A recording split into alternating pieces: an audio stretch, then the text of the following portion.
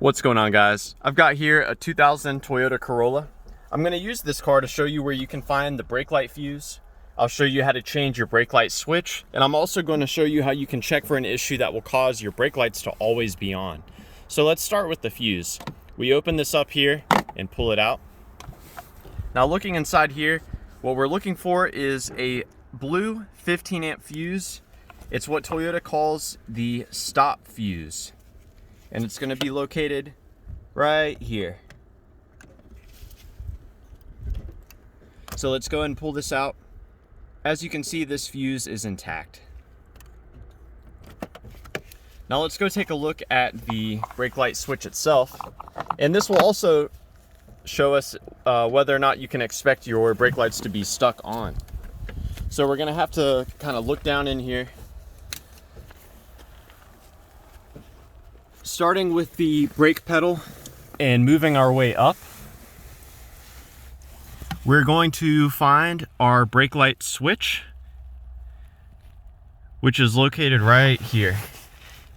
So that is your brake light switch. Now, every time you hit the brakes, this moves away from the switch and it allows your brake lights to come on. Now, your brake lights will be stuck on if the plunger, if this little plastic piece disintegrates and falls out of the lever. So I've seen this a lot of times. This will break. It is a little rubber piece. This one looks like a replacement part as it is. So that's the number one thing to check for. A lot of times you'll even see it laying on the floor mat. Now let's see here. There is one thing. You should have a spring. Here we go. You should have a spring that's connecting to your brake lever.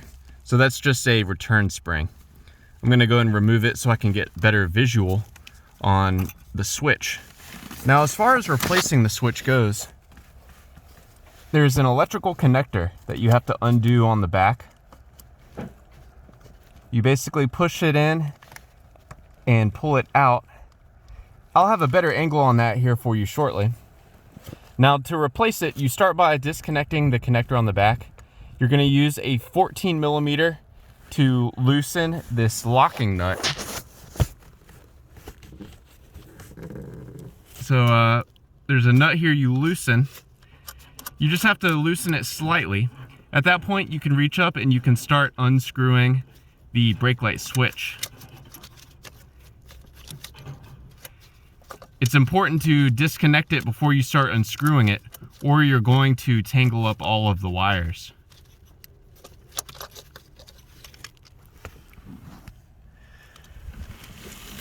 Now we can pull the switch out.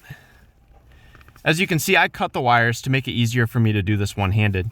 But to disconnect it, you just simply push in on this piece while you pull the connector apart from the switch. A little difficult for me to do with one hand, but you guys get the idea.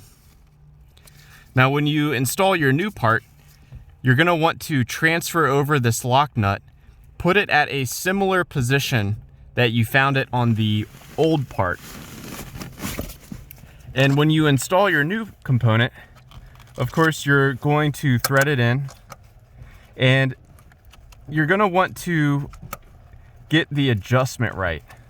So if you thread it in too far, then your brake lights won't come on until after you've hit the switch for a good amount.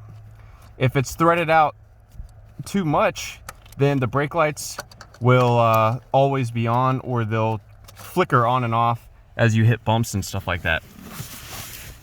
So yeah, I hope this information was a good starting point for you and a good troubleshooting step in looking at the brake lights on your Toyota Corolla.